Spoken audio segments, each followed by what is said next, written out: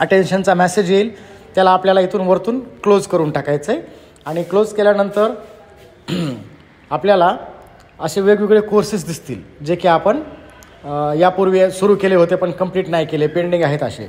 आता आपल्याला नवीन कोर्सला एनरोल करायचं आहे. त्या कोर्सचं नाव आहे PO ॲक्ट 2023. तर या 3 डॉटला परत हॅमबर्गरच्या ॲप जे आयकॉन आहे त्या आयकॉनला परत आपल्याला क्लिक करायचं आहे. आणि या ठिकाणी एक ऑप्शन येईल रजिस्ट्रेशन फॉर्म. रजिस्ट्रेशन फॉर्मला क्लिक करायचं. एनरोल फॉर ऑनलाईन कोर्सेस या ऑप्शनला क्लिक करायचं आहे. आणि यामध्ये बेसिक काही डिटेल्स आहेत आपले. तर कोर्स नेममध्ये गेल्याच्यानंतर आपल्याला कोर्स दिसतील कुठले कुठले अलॉट केलेले आहेत. त्यापैकी जो आपल्याला कोर्स आता सध्या घ्यायचा आहे तो म्हणजे training on post office act 2023 PTC Vadodara. हा एक कोर्स आपल्याला सिलेक्ट करायचा आहे. बाकी डिटेल्स खाली ॲटोमॅटिकली सिस्टमने घेतलेले असतील. जस्ट कंटिन्यूला क्लिक करायचं आहे. त्याच्यानंतर सेकंड टॅब जो आहे हॉस्टेल रूम्स, हे आपल्याला काहीही फिलअप करायचं नाही, डायरेक्ट कंटिन्यू करायचं आहे. आणि थर्ड जो टॅब आहे अदर डिटेल्स, त्यामध्ये आपल्याला काही डिटेल्स भरायचे आहेत, जसं की ट्रेनिंग ऑर्डर मेमो नंबर. तर ट्रेनिंग ऑर्डरचा जो मेमो नंबर आहे तो आपल्याला या ठिकाणी टाकायचा आहे आपल्या डिव्हिजनचा. ट्रेनिंग ऑर्डर इश्यू डेटमध्ये कोणत्या डेटला ती ऑर्डर इश्यू झालेली आहे ती डेट आपल्याला घ्यावी लागेल. ट्रेनिंग ऑर्डर इश्यूड बाय म्हणजे कोणी केलेली ती ट्रेनिंग ऑर्डर इश्यू. तर SPOज किंवा SSPOज असं तुम्ही सिलेक्ट करू शकता आपल्या डिव्हिजनमध्ये ज्यांनी ऑर्डर दिलेली त्यांनी. ट्रेनिंग मेमो नंबर या ठिकाणी मेमो नंबर टाकावा लागेल आपल्याला. हा प्रत्येक डिव्हिजन वाईज वेगवेगळा असेल, तर तुमचा जो काही मेमो आहे तो मेमो तुम्ही या ठिकाणी टाकू शकता.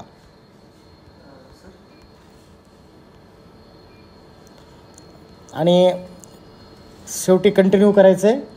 मग नंतर तिसऱ्या स्टॅपमध्ये येऊ आपण मेस फीज पेमेंट. तर या ठिकाणी देखील आपल्याला काहीच करायचं नाही आहे, फक्त सबमिटला क्लिक करायचं आहे. सबमिटला क्लिक केल्याच्यानंतर हे डिटेल्स सप्लाय ऑटोमॅटिकली थोड्या वेळाने हा सेव्ह होईल, जे काही डिटेल्स आपण सेव्ह केलेत. आणि आपले रजिस्ट्रेशन फॉर्म हा अशा प्रकारे फिलअप केला जाईल. जसाच रजिस्ट्रेशन फॉर्म भरला आपला की आपल्याला या ठिकाणी परत एकदा क्लोज या बटनवर क्लिक करावं लागेल. आता आपण पाहू शकतो या ठिकाणी 2 प्रकारचे कोर्सेस आहेत. एक आहे ऑनलाईन कोर्सेस. तर बघा ऑनलाईन कोर्समध्ये आपल्याला 3 कोर्स दिसतात या ठिकाणी पेंडिंग असलेले आपले. अँटी मनी लॉन्ड्रिंग, युनिफाईड, पार्सलदीप ऑनलाईन. म्हणजे हे जेवढे काही तुम्ही ऑनलाईन कोर्सेस एनरोल केले असतील पण ते कंप्लीट नाही केले असे कोर्सेस या ठिकाणी दिसतील. आणि खाली जर आपण गेलोत लिस्टमध्ये तर ऑनसाईट कोर्स नावामध्ये एक कोर्स दिसतोय आपल्याला पोस्ट ऑफिस ॲक्ट 2023. तर आपल्याला आता हा कोर्स मॅन्डेटरीली आज उद्यामध्ये 1-2 दिवसामध्ये हा कंप्लीट करायचा आहे. त्यासाठी आपल्याला स्टार्ट या बटनवर क्लिक करावं लागेल. स्टार्ट बटनवर क्लिक केल्याच्यानंतर परत आपण त्या कोर्समध्ये लॉग इन करू. तर ते लॉग इन होते.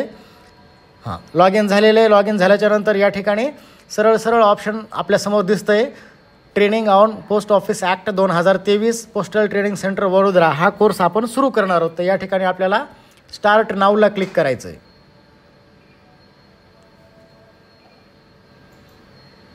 स्टार्ट नावला क्लिक केल्यानंतर या कोर्सचे जे काही कंटेंट्स आहेत हे आपल्यासमोर दिसतील.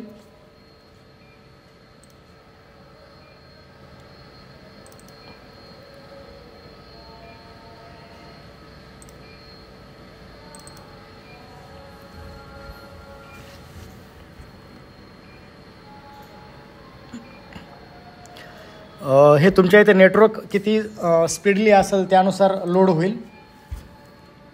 नेटवर्क जर थोडं स्लो असेल तर लोडिंगसाठी थोडा वेळ घेतो हा, एखादा मिनिट, आणि लोड होऊ शकते. परत आपण एक कॉल आला होता. परत आपण जाऊया डाक कर्मयोगी या ठिकाणी. तर पहा आता आपला कोर्स ॲक्च्युली चालू झालेला आहे ऑनसाईटचा. तर या कोर्समध्ये एकूण 4 पेजेस येतं. Go to page number 1 maximum 1 to 4 असं एक ऑप्शन दिलेलं आहे. तर हा पोस्ट ऑफिस रेग्युलेशन 2024 जे आहेत याची PDF आहे. तर हे आपल्याला 1 by 1 जेवढं होईल तेवढं रीड करून घ्यायची आहे, सर्व व्यवस्थित समजून घ्यायचं आहे की आपला जो जुना पोस्ट ऑफिस रूल्स 1933 होते आणि पोस्ट ऑफिस रूल नवीन जे 2024 लागू झाले तर रेग्युलेशन्स, यामध्ये काय फरक आहे हे आपल्याला थोडासा रीड आउट करून घ्यायचं आहे, जेणेकरून आपल्याला कळेल की आपल्या सर्व्हिसेसमध्ये कुठल्या कुठल्या प्रकारचे बदल केलेले आहेत नवीन ॲक्टनुसार किंवा नवीन रेग्युलेशननुसार. ही PPT आपण डाउनलोड देखील करू शकतो. या ठिकाणी बघू शकता डाउनलोड नावाचा ऑप्शन आहे. डाउनलोडवर क्लिक केल्याच्यानंतर ही PPT आपल्या फोनमध्ये डाउनलोड होईल आणि आपण सविस्तररित्या रीड करू शकतो. जसंच ही PPT रीड झाली की आपल्याला पुढे जायचं आहे पेज नंबर 2ला. 2मध्ये नेक्स्ट बटनला क्लिक करा. नेक्स्ट बटनला क्लिक केल्यानंतर आपण ॲटोमॅटिकली मूव ऑन होऊ from page number 1 to page number 2. 1 नंबरवरून 2 नंबर पेजला आपण जाऊ. म्हणजे सिस्टमला असं समजतं की 1 नंबर पेजची जी PDF आहे ही आपण रीड केलेली आहे आणि आपण पेज नंबर 2ला जाऊ. ठीक आहे. पेज नंबर 2मध्ये पण PPTच आहे एक.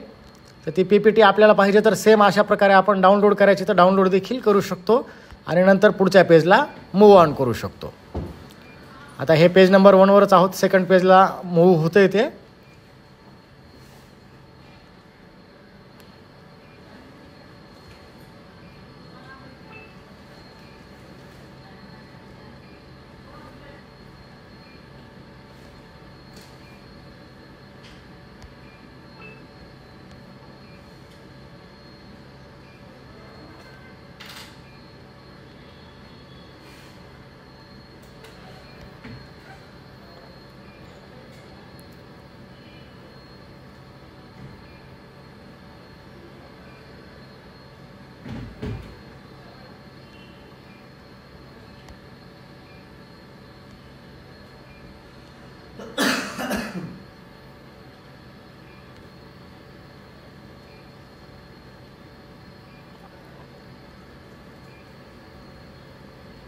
पेज नंबर फर्स्ट आपलं कंप्लीट झालेली म्हणून तुम्ही इथे पाहू शकता. ते ग्रीन कलरमध्ये आलं आणि पेज नंबर सेकंड आपलं चालू आहे रीडिंग म्हणून ते येलो सेशन कलरमध्ये दिसते ते.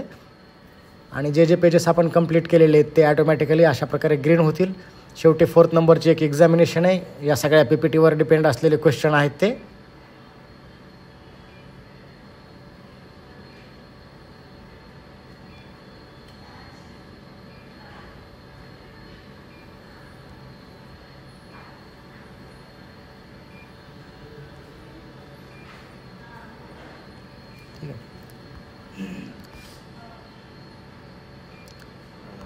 परत एकदा तीच प्रोसिजर करतोय मी. नेटवर्क हँगअप झालं होतं त्यामुळे.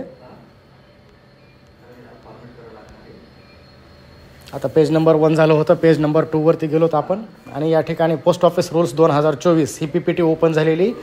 या PPTमध्ये आपण डाउनलोड करू शकतो आणि शांतपणे ही PPT देखील रीड करू शकतो की नेमके काय आपल्या पोस्ट ऑफिस रूल्समध्ये चेंजेस झालेले आहेत. PO ॲक्टमध्ये काय चेंजेस आहेत. आणि रीड आउट झाल्यानंतर परत आपल्याला नेक्स्ट बटनला क्लिक करायचं आहे. नेक्स्ट बटनला क्लिक केल्याच्यानंतर या ठिकाणी फायनल टेस्टची एक विंडो उघडेल. फायनल टेस्टमध्ये आपल्याला या ठिकाणी फायनल टेस्ट पासआउट झाल्याशिवाय पुढे जाऊ देणार नाही. तो फायनल टेस्ट देण्यासाठी क्लिक टू बिगिन या ऑप्शनला जायचं आहे आपण आणि त्यावरती क्लिक केल्यानंतर तुमची फायनल टेस्ट सुरू होईल. या टेस्टमध्ये एकूण 20 प्रश्न आहेत. तर हे प्रश्न आपल्याला वाचायचे आहेत. हे प्रश्न सगळे आपण ज्या PDF या अगोदर बघितल्या 2 त्याच्यापैकीच आहेत. तर यामध्ये प्रश्न असा आहे की which of the following is exempt from prepayment under these rules. या रूलमध्ये प्रीपेमेंटला कुठलं म्हणजे गोष्टीला एक्झेम्प्ट केलेलं आहे. तर यामध्ये ब्लाइंड लिटरेचर. नेक्स्ट क्वेश्चन येईल how many regulations are included in post office regulation act 2024. किती रेग्युलेशन्स यामध्ये इन्क्लुडेड आहेत. सो त्याचा आन्सर तुम्हाला सिलेक्ट करायचं आहे. त्याच्यानंतर आहे what does in course of transmission by post refer to.